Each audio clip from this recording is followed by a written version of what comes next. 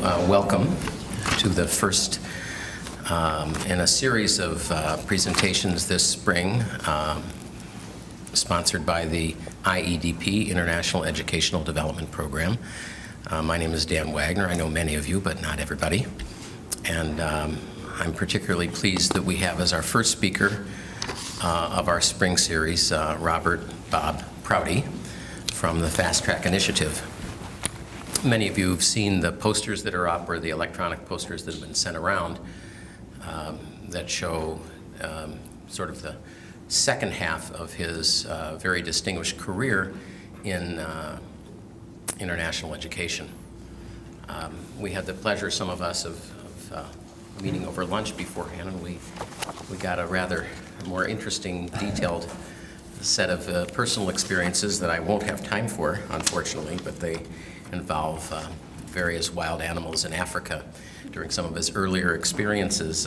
He did, unlike many people who have worked for quite a number of years at the World Bank, Bob is not an economist, but actually got his degree in education at Michigan State University. And also, unlike most of us, even those of us who feel like we're in international education, Bob has actually spent time in the field for lengthy periods of time. First in Zaire for 6 years. I was unaware of that whole experience. Working in secondary education, that was before his PhD work. And then subsequently 4 years in Rwanda in a rural university near the Congolese border.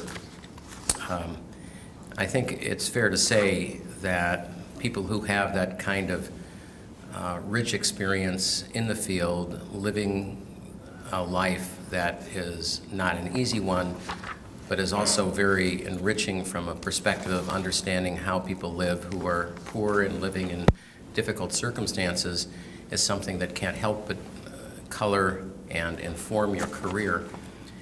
And it has always been, Bob has always been one of the people that I sought out in his days as more or less an education specialist in the Africa section of the World Bank, and then more recently his being selected as the very top person, the director of the Fasttrack Initiative, which is maybe one of the most important jobs and responsibilities in international education today, at least in my view.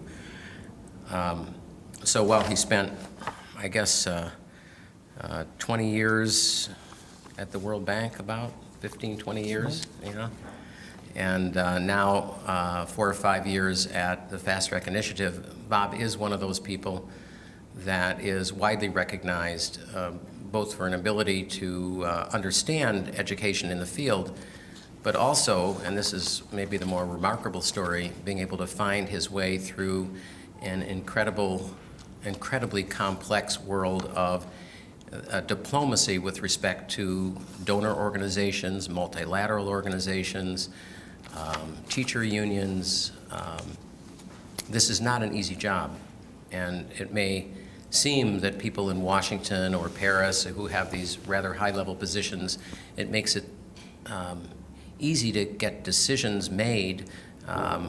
Quite the opposite is the case, and for somebody to be able to do that on top of being a person who knows the field, who knows also the regions where many of these programs take place, is really an unusual combination. So it's a real pleasure to be able to make these few remarks in support of, or in honor of Bob Prouty's visit with us today.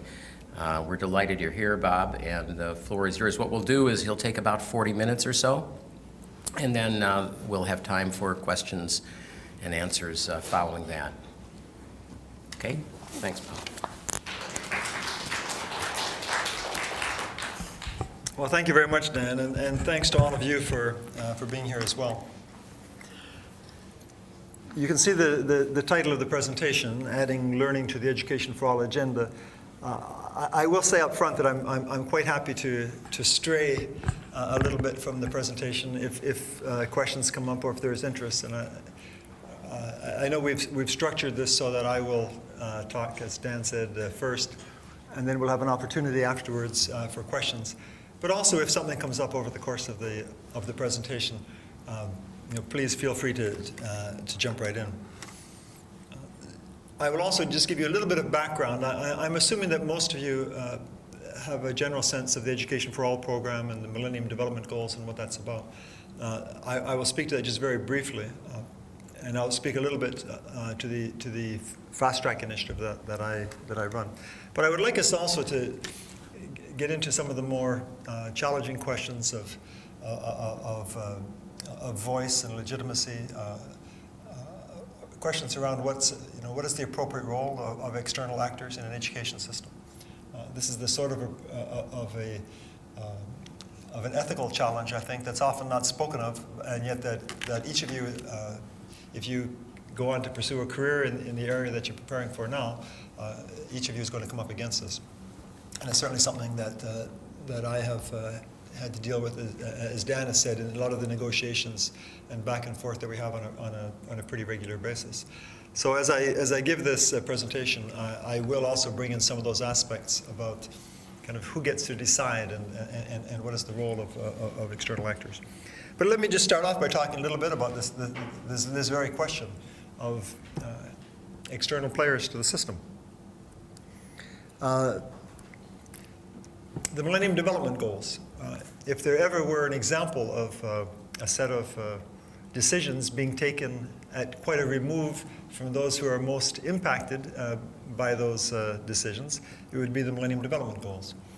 In the year 2000, for no good reason other than it was a nice round number, and people felt the urge to do something to celebrate the change of centuries and millennia.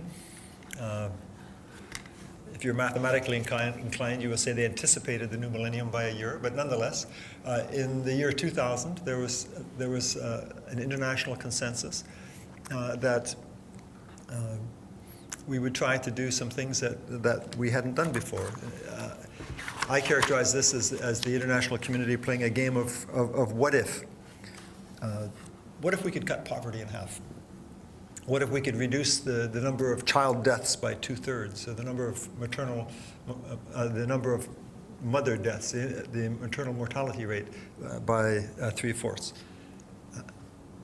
Pertinent for our discussion today, what if we could get every child in school? And these ultimately took shape as the Millennium Development Goals. Interesting study in and of themselves, the eighth one kind of being the commitments of the partners on their side of it to support development. What if number 2 is the one that we'll talk about a bit more here? What if we could get every child in school? What would that mean? What would that look like? There was actually another one added on there. What if we could get the same number of girls in school? It was divided between 2005 and 2015. But the basic idea, what if we could imagine a better world, quite different from the one that we currently have? In 2000, at that point, we were working on the basis of statistics. The latest statistics actually available at that point were 1997. And those statistics were disheartening. They showed as you will see right here, they showed a very stagnant trend in terms of education worldwide. The 1990s, as had been the 1980s, were characterized by more children out of school at the end of the decade than at the start of the decade.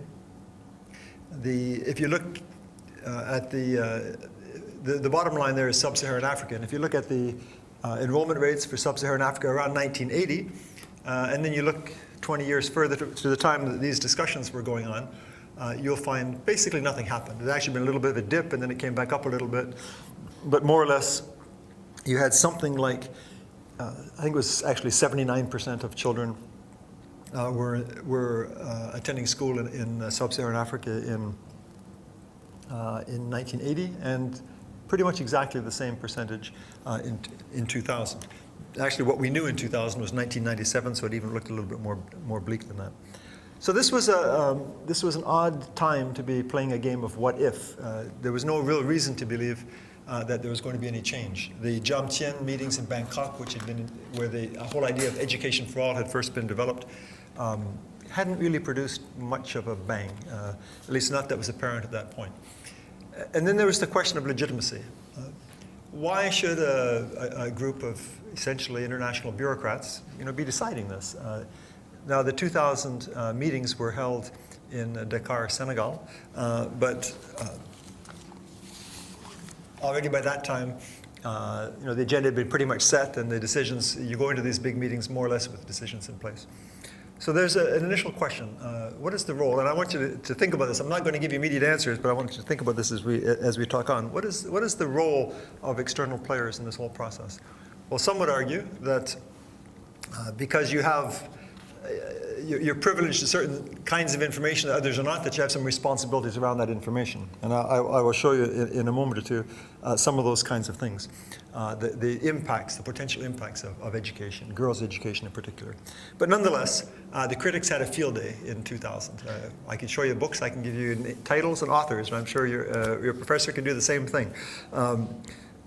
Books, one was The Long Walk Home. The different books that were written, and essentially they derided the establishment of this particular goal, saying that we had gone nowhere in 20 years, there was no reason to believe anything could be done. They essentially, you could characterize these arguments as saying, same old United Nations, pie in the sky, dreamers, empty promises. But as I say, if you take a look at this chart a little more closely, you'll notice that from 2000 on, in fact, we don't yet have a full decade of data. We've now passed a decade since then. But if you look at the data since then, something dramatic has happened. In the period since 2000, from 2000 to 2008, the enrollment rates have absolutely surged. In Africa, this year, gross enrollment, primary school level, hit 100% for the first time. That doesn't mean 100% of children are in school, but that means there are overage children and so on. That means, however, that the system actually is accommodating as many children as they've got out there. If they were more efficient, that would mean everybody could find a place in a theoretical world. At the very least, it means that there are far more children in school than there had ever been. The United Nations doesn't get a lot of credit, I think, and there probably wasn't, they weren't going into this expecting to get a lot of credit, but if you look at the end of the decade, you'd have to say that that game of what if actually ultimately produced something. There have been changes that are astonishing. In fact, I would say almost outrageously powerful idea of trying to get the world behind these goals. The EFA goals are divided into 6 parts. I won't spend a lot of time on that since you know that.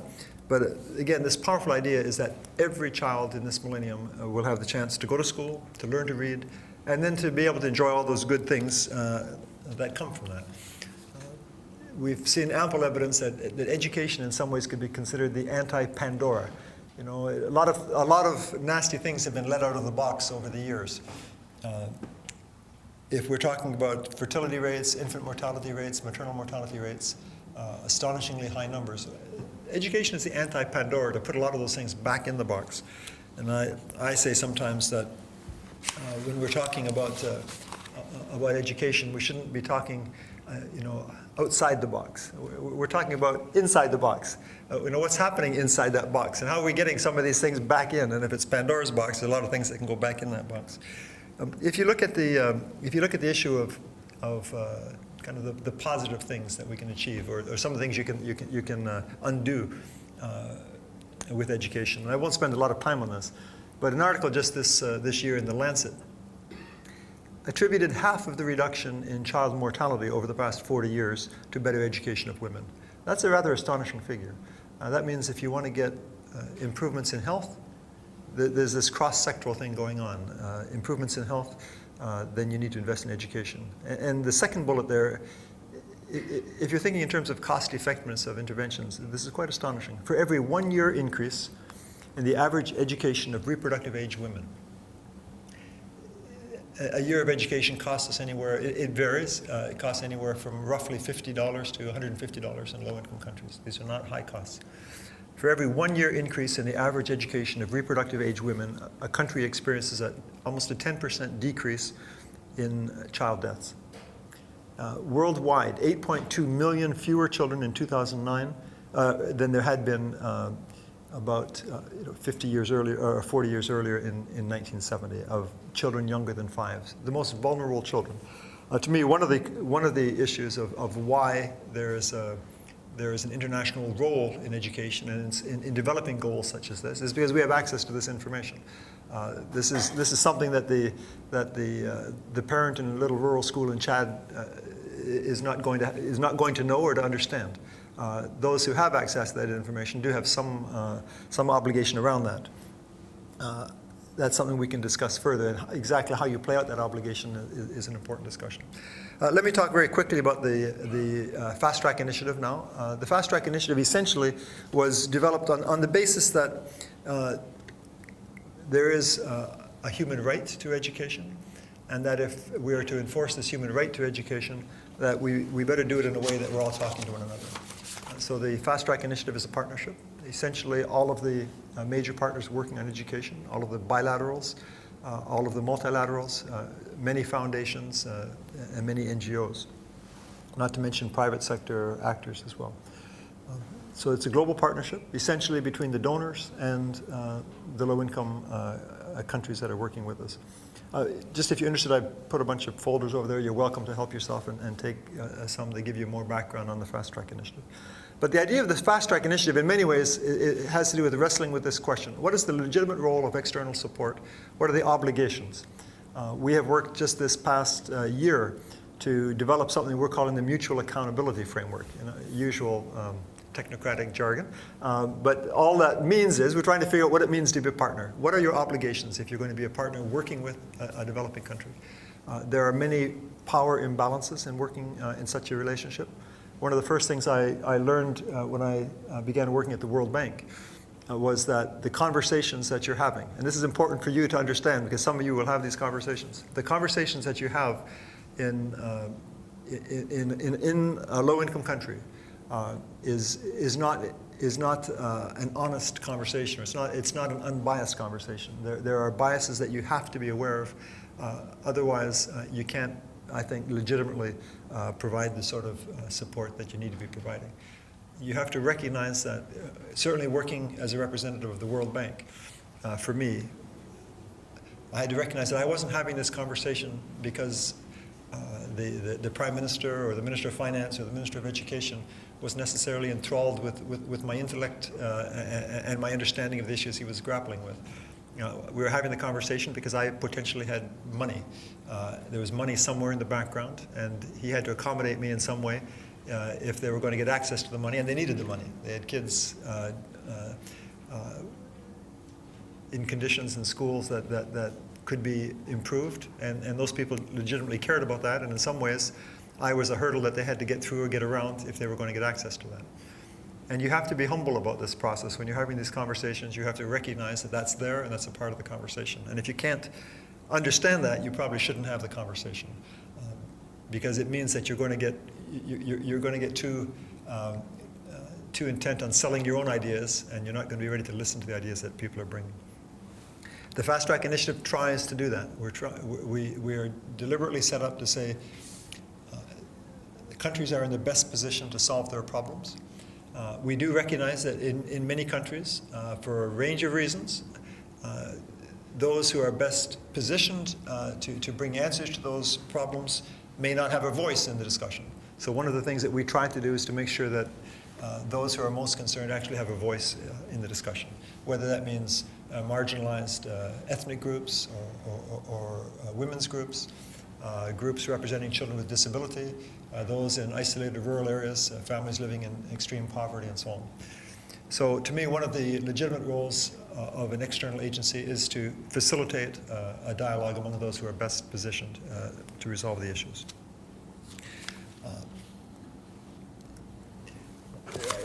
I want to say a little bit here about how the process works, and then I also want to talk a little bit about some of the moral hazards that are related to this.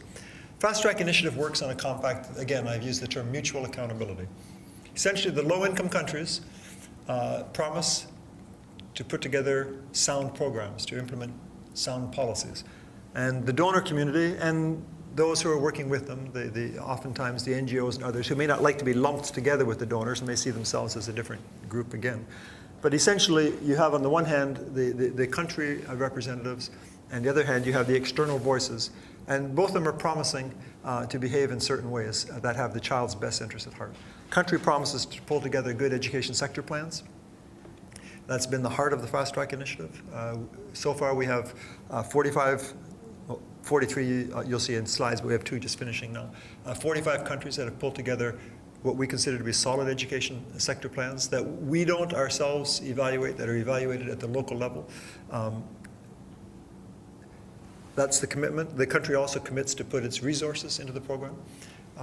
One of the things that we don't want to be doing is putting our financing in only for the government to take their financing out of education and put it into, into arms or something else. The donors on their side agree to mobilize additional resources, and they agree to make it predictable, to make it harmonized so that governments are kind of getting the same dialogue regardless of where the funding is coming from, and to align the things that they're supporting with the national priorities. We say a little bit here about how that's working, but just before going on to the next slide, I do want to say a word about this. There are a number of moral hazards involved in this. You are, at some point, you are setting up a system to define, what is a good policy. Who decides what a good policy is and what a good policy isn't? There's a lot of debate about this in the international community. There's a term that you undoubtedly have heard, hands-off development. Nancy Birdsall, Center for Global Development, have pushed very hard the idea of hands-off development. Hands-off development means that the government is in the best position to know what it needs. Donors just need to say, when you provide the results, we'll give you the money. So you get your kids in school, we're not going to ask you how it happens, we're just going to give you the money. So you solve it and we'll stop giving you our solutions. At one level, there's a certain appeal to that. I think there are a lot of flaws in the argument as well, because I don't think governments typically work in that kind of benevolent fashion. Our experience is that you actually have to bargain pretty hard, both at the national level and the international level, to keep a focus on children's best interests. I don't think it just happens. But nevertheless, that's an argument that's out there, and it's one that you have to be prepared to respond to. I would say that this is probably the key moral issue that you're going to be facing working in the field of development, is where does your legitimacy derive from, and how do you answer the question, why are you making decisions for me? Why are you deciding what is right for me? The Fasttrack Initiative has taken, I think, a fairly bold position, and it's one that sometimes leads to some controversy in all of this. We have said on the one hand that countries develop their own education sector programs and will support the process. All of the countries we work in, all of the education sector plans that are developed nationally. They're approved nationally. Sometimes the donors internationally say, no, we should be telling them if it's good enough or not good enough, but we allow that to be a decision of the local education community, including government, NGOs, donors, civil society representatives working within the government. They form their own education group, they decide. But there are some things that we also have brought in from the outside. For instance, just to give you 2 or 3 examples, we have insisted on a focus on including the most marginalized children. We developed a tool, an analytic tool for this purpose called the Equity and Inclusion Tool, by which governments have to demonstrate that they have given real thought to how to ensure that girls have an equal chance within the system, that the most marginalized rural children, those living in extreme isolation or extreme poverty, children with disabilities, children who are working in child labor, a range of children who are somehow on the margins, ethnic minorities, linguistic minorities, that these issues are being taken into consideration. So that's one area that we insist on. Another area is fairly simple one, time on task. When we started the Fasttrack Initiative in 2002, a number of countries were interested in joining. One thing we quickly came to discover was that the length of the school year varied dramatically across countries. From 280 hours a year was the lowest that we had from any of the countries coming in, and they were maxing out around 860 or so. So that was the general range. In developed countries, the length of a school year at the primary school is typically around 1,000 hours. There's a little variation, but typically anywhere from 960 to a little over 1,000 hours a year of student-teacher contact. Not a single one of the FTI countries were reaching that norm when they first joined the compact. And as I say, many of them were at perhaps 1/3 or just barely over 1/4 of those levels. So one thing we quickly established was that we were going to support countries, but we were expecting that they would pull together national plans that reached the international norms. Clearly, they could have some flexibility in that, but we expected to see them somewhere around 1,000 hours per year. We also had the issue, particularly in West Africa, that some of the countries we were being asked to support had extremely high repetition rates. Repetition rates, meaning the percentage of children who failed any given year at primary school, that were frequently higher than 20%. I think we had 7 countries higher than 20%. We had one higher than 30%. Togo, I think, was our record at 35% of children in primary school failing each year. Well, the simple fact is you can't get to universal primary education if 35% of your children are failing each year. It's just not possible. You're going to have 10 or 15% coming out at the far end. And we quickly changed the goalpost to say we weren't interested in just getting all kids into school. We wanted all children out of school. So we changed the goal to having all children graduating from primary school. We actually had to develop an indicator that wasn't being collected by anybody, the primary completion rate. And we had a young guy named Andrew Clark sitting in an office day in and day out trying to figure out what the primary completion rate. Until 2 years later, we were able to pass that job off to UNESCO. But the goal was to figure out what were the kind of the big questions without which success was unlikely. And we set that as a condition of joining the partnership, and countries signed on for that. But again, I'm saying that this is the kind of a moral challenge you have. How much you come in imposing a certain vision of the way the world ought to be, and how much you come in listening. I'm not suggesting we got the balance right, but those are the things we grappled with. One of the other challenges was on getting teachers paid. 80 to 90%, in some cases 95% of the Ministry of Education budgets for primary schooling is teacher salaries. The donors were typically investing mostly in investments in construction or in textbooks. Almost no investment was happening on the recurrent side. We estimated early that between 60 and 70% of the needs were recurrent budget support. We also took a decision early to provide support for teacher salaries. When you provide support for teacher salaries, there's a whole range of moral hazards that come with that. What if you're providing support and a year later you withdraw the support? What happens with the teachers? I'm not going to try to answer that, but those are the kinds of issues that we've grappled with. We decided to go forward with that at any rate. How do you decide how much to pay teachers? Who decides? Again, issues that are out there. Just some of the results. The one thing I will say, a lot of issues were out there, but in terms of results, the Fasttrack Initiative Partnership has produced some, I think, some fairly impressive results over the 8 years of its existence for which we have data. The number of children enrolled in the countries in Africa went up by just over 50%. I think it's 52%. The comparator, and it's hard to get exact comparators, but the countries in Africa that weren't in the initiative also saw enrollment increases, but about half of that level. Similar story on primary completion. PCR there is primary completion rate. The numbers are a little less impressive, from 61% to 72%, but that's partially because primary completion, which is the indicator that we decided we would be measured by, is actually a lagged indicator. It takes 6 years for a child to enter the first year to actually show results. So the results that we're showing, for the most part, are reflecting just the first few years of surges of children coming into school. We've worked with, we have 43 countries that have completed the process of developing education plans. This is a relatively complex process for which we're also criticized. It can take anywhere from 6 months to 18 months before you get, we insist on getting everybody in the country around the table, everybody into a dialogue, and then we have a lot of tough choices to make about how funds are going to be spent over the next, typically 5 years. So far, we have dispersed about we have allocated about $2.2 billion. Most of that started in 95, 96. We're currently allocating somewhere in the range of $400 to $500 million annually. The funding has never been the key part of it. There's more money going out through the partners than through our own resources. The basic idea of the Fasttrack Initiative has been to get people around the table agreeing on policy.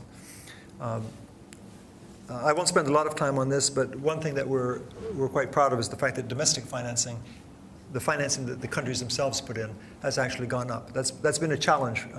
For instance, for the health fund people, they've struggled against the fact that when they bring in health funds, the governments then often divert the funds. And that's one thing that we think has been a strength of this model. But financing is an issue. We're still well below the levels that we want. You see, if you look at this chart, you'll see an encouraging sign. Every time I've shown these charts in the past until actually this presentation, I just got these data in the last 2 weeks. It's been a pretty negative story. The financing has stagnated. We doubled financing, actually almost tripled financing for basic education in low-income countries in the first 4 or 5 years after this initiative began, by 2004, and then the numbers have stagnated and actually dropped a little bit until just this year. Just last year, the numbers shot sky high. We're now well over triple where we were at the start of the decade, which is good news. The bad news is that we have to triple again if we're going to get anywhere close to where we ought to be. We ought to be at around somewhere between 10, 11, 12 billion dollars a year in external aid if we really want to reach these goals. And we're simply not there yet.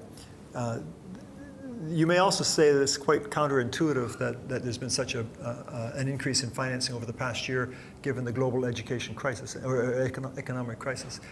And I would agree with that. That's largely true. And this is somewhat of an artifact. We're nervous about next year. This is somewhat of an artifact of the planning cycles. Donors typically lock in their funding amounts pretty much 2 years in advance. So the process for the 2009 allocations typically would have been set in place in 2007, just before the crisis began. So we certainly are nervous as to what's happening going forward. At any rate, I want to talk a little bit, just at this point I need to get to the theme of this discussion, which was talking about learning outcomes. Within the Fasttrack Initiative, we'll be having major announcements over the next 2 months in 4 areas. One has to do with financing. We'll be announcing a big replenishment exercise, not just replenishment of the funds that we directly manage, you know, that amount that's been a couple of $1 billion over the last few years. But we're also pushing for more financing for the sector as a whole. And we'll announce that within about 2 weeks. We will also be developing a program. I'm going up to UNICEF tomorrow in New York to discuss a program for working more closely with UNICEF for a specific set of conflict-affected countries. These are the countries that have 6 of them put together that have half of the world's out-of-school children. So we'll be putting together a program for them. Strategies to improve learning, and I'll come back to that in just a moment. And also the question of greater attention to gender issues and to inclusion as a whole. Now, I want to just talk a little bit now for the rest of this presentation about learning. And I want to start off by dispelling a myth. There is a myth out there that if you're going to invest in improving the quality of education, then you're condemning some children to be out of school, that you can't have it both ways, kids in school and real learning going on. I don't know how well you can see this or not, but basically this is a chart that challenges that. If you actually look at it, the chart tells you that the two go in tandem in most cases. There are only a few exceptions. Generally speaking, if you don't increase access until you've increased quality, for all sorts of reasons, including the fact that the high repetition rates, the parents getting discouraged that the kids aren't learning and so on, these children just don't persist in schooling. When girls aren't given equal opportunities in the classroom, they drop out at much higher rates. So this is actually taken at the secondary school level, but a cluster of countries. This is a comparison on taking TIMSS, the Third International Mathematics and Science Studies. And looking at the countries that had large numbers of kids in school also tended to do better on the results. And countries that had fewer children in school tended to do worse. There's one outlier down there, which is South Africa, which has kind of a separate history for sure. But in South Africa, you had relatively high access. This is to secondary in this case. Relatively high access, but very low levels of learning overall. But that, in general, seems not to be the case. You don't have to say, we'll do access first, and then we'll work on learning later. Just let me give you a quick quote here from Hanashek and Wussman. Schooling that does not improve cognitive skills has limited impact on aggregate economic outcomes and on economic development. So learning really does matter. It's not just that we think we can do it, we think that we have to do it if we're going to make progress. Beth King, who is the head of the education network at the World Bank, recently said that it's workers' skills that determine his or her productivity and ability to adapt. Knowledge and skills also contribute to an individual's ability to have a healthy and educated family. It's not just the diploma, the parking ticket. Individuals may get some impact in terms of their own economic well-being from the certification impact of having a certain diploma, whether or not they have the skills. But that's a very limited impact, and certainly at the societal level, that doesn't matter. So without going much more into those arguments, at the Fasttrack Initiative, we have adopted two indicators that we're now collecting for all of our countries. One at the early part of the primary cycle and one at the end of the cycle. Essentially, in both cases, looking at reading skills or reading fluency. We have supported tests. I think it's now 27, 28 countries. Trying to find out just what the levels of learning are. Professor Wagner has talked about SQC approaches, which are smarter, quicker, cheaper approaches, and this is essentially what we've tried to do. In fact, we worked with them closely in developing this approach. Essentially trying to say that we can help countries get a better sense of whether children are progressing by looking at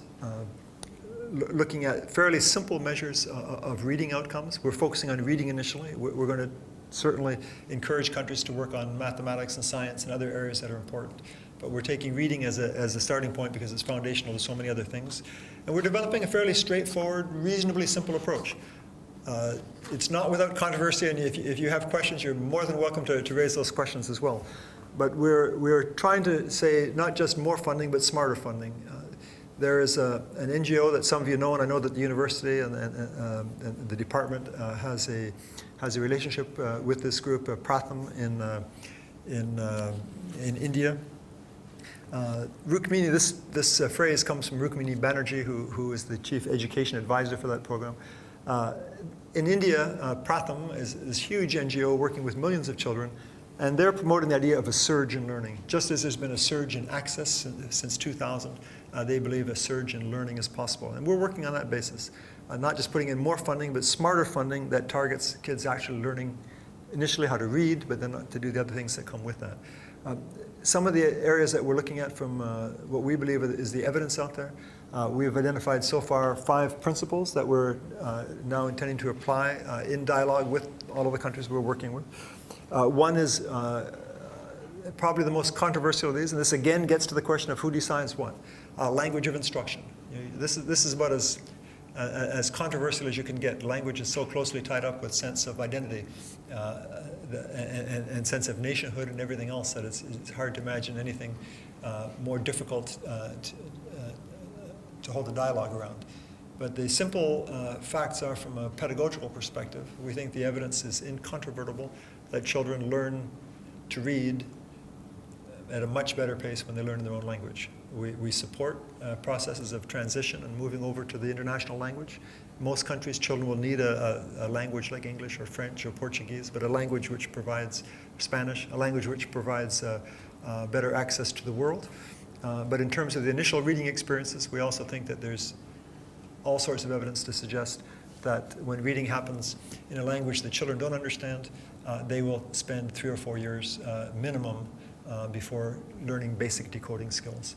And the results from our analyses show that. We have found more than 50% of the children after 4 years of primary schooling across 27 countries, with the exception of, I think, 2 of those countries, more than 50% of children unable to read at all, simply unable to decode, in most cases, unable to decode a single word. Words chosen at random doesn't mean they don't know some words, but given the test, scoring at the 0 level on the test. Language of instruction is hugely important. Increased academic learning time. We also did a study and found that in at least one country, the individual child was getting 6 minutes per day of reading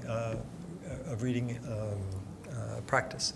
That's not going to be enough to learn how to read. A study done of that we also financed in Cameroon, of the Kom ethnic group in Cameroon, found that the average child after 3 years of schooling had read to them between 1,000 and 3,000 words. The average child in the US by the same age will have read between 1 million and 3 million words. That's a difference of 1,000 to 1. And children just not getting a chance to read, they're not getting the time, and they're not getting access to materials. So materials is also on our list. And attention to phonemic awareness. Most of the languages in developing countries have one huge advantage in that they have shallow orthographies. They're very phonetic. Decoding is relatively straightforward as compared, say, to English, which has a much more complex, and it's had many more debates around how you approach reading. Most shallow orthographies, introduction to phonemic awareness in our experience in a scripted fashion, given some support to teachers, results in quite rapid learning. We have some very promising efforts underway right now at a small scale in 400 schools in Mali and in 30 or 40 schools in Niger and several other places in Kenya. And we are seeing at that modest level a surge in learning. So we'll be putting our investments heavily into this over the next couple of years. Getting back to this question of evaluation, we believe that the main purpose of evaluation is not to do cross-country or cross-national comparisons. We were saying over lunch, and this is a point of some contention between the World Bank and ourselves. I'm actually not in the World Bank right now. I've been outside the World Bank on loan to this program, the Fasttrack Initiative, for the last 4 years. And we're finding this somewhat controversial. Within the World Bank, in particular, the economists, legitimate concern, but nevertheless, we end up in very different places on this, is where do you invest? Where do you place your investments? How do you make the case for the best use of investments? And being able to do cross-country comparisons, which country is using its funding the most effectively, that's an interest of considerable concern. From our perspective as educators, we have some economists in our group, but from the education side of things, our concern is the use of evaluations to inform instructional decisions and financing around that. Let me wrap up here so we can ask a few questions. At the country level, some of the implications of all of this. Maybe I'll go over quickly this, but it's the idea of getting these ideas into a national level policy dialogue. Again, the question of moral hazard. If we just come in with ideas from outside, that has a lot of likelihood that it won't be sustainable and won't be well received. How do you get these sorts of ideas into a national dialogue? And part of that is feeding evidence into the dialogue. So a big goal that we have within the partnership, we organize annual reviews of education sector plans by all of the partners in each of the countries. So we organize at least 43 of those each year, and trying to make sure that there's an evidence basis for those discussions is a big goal of ours. I'm going to close here just saying something on gender and learning. For many years, we have pushed hard, and to me, this is kind of the positive side and the negative side of external interventions. A positive contribution that has come from outside many of the developing countries has been the focus on giving girls a voice in the country. The ratio of girls to boys was astonishingly low in many countries. When I started working on Guinea in West Africa, there were 2 boys for every girl in school. It was actually 32% to 68%, so slightly more than 2 boys for every girl in school. We pushed hard on this question with most countries saying that unless you had girls in school, the country wasn't going to progress. And we had a lot of success. Now that's accepted almost universally. But perhaps the negative side of that was we came at that very much from an from an advocacy perspective, thinking that parents weren't sending their kids to school just because they didn't know, their girls in particular, they didn't know it was a good thing to send their girls to school. So we just tried to make sure that they knew this was a good thing. So we pushed hard on the information and advocacy side of things. But it turned out that parents actually were making pretty rational decisions all along. They weren't sending their girls to school because it was, in their particular set of circumstances, a rational thing not to send your girls to school. Maybe the school wasn't a safe place to be. Maybe the girl didn't have any opportunities if she went to school.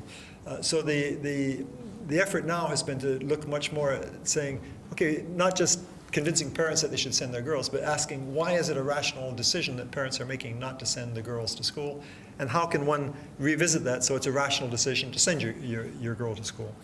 Another area that we missed out, I would say almost completely for almost a decade, was the importance of looking at differential learning patterns within the classroom once the girls got to school. This is something we're looking at very closely now. I'll skip over some of these. This is just showing that we've actually made some successes in getting more girls into school in the countries. But I want to look at this particular chart. This is a chart taken from the PISA test from 2009. There were 65 countries that took part in PISA. This is the Progress in Student Achievement, is that the? No, that's not. Program International Student Assessment. Student Assessment, that's it, yeah, thank you. The PISA test is essentially measuring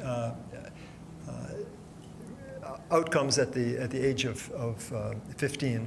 And in this case, this is a reading test done at the age of 15 across 65 countries, all of which are either high-income or middle-income countries. And the one striking thing, this chart is showing the girls' advantage in reading. In all of these countries, without any exception, girls have a huge advantage in reading. From bottom to top, they have a greater advantage. They average in this, across the OECD countries, they averaged 39 score points ahead of boys. I'm not going to go into the whole area of why that's happening, but girls in developed countries start off reading at a much higher level than boys. I just want to show you what's happening in the low-income countries. So I'll have to work on these charts to make them look a little more comparable. But this is taken from SACMEC, which are tests done on educational equality in Southern and Central Africa.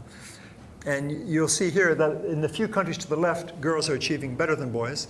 If you actually look at the names of those countries, those are all either high-income or middle-income countries. Then if you look to the right, all of the low-income countries, without any exception, you see the opposite. There's no significant difference between boys and girls, or girls are doing worse. The simple fact is that we're seeing a very different pattern in developing countries, and it's something we haven't focused on. There's a gender element to learning. Whatever is going on in developed countries that's leading girls to be ahead without any exception also is not happening in any developing country without any exception. All of which, again, raises the question, so what do you do about that coming in from the outside? Is this a question you can legitimately raise? If so, in what way? And how do you encourage a dialogue around this? How do you get girls themselves or women involved in that dialogue? I'm just going to finish up with that, and if there are questions, I'd be happy to respond to them. I just again want to emphasize that within the Fasttrack Initiative, we've taken a policy decision, again, an external decision. Luckily, we do have many developing countries represented on our board now, so we have an inclusive process for making these decisions. But we have taken the decision that we will focus heavily on learning outcomes over the next 3 or 4 years, so that all of the programs that we're supporting will include specific attention to results. And we have given ourselves the target of ensuring that children achieve at least basic literacy within 2 years in all of the schools that we're supporting. We've adopted a results framework.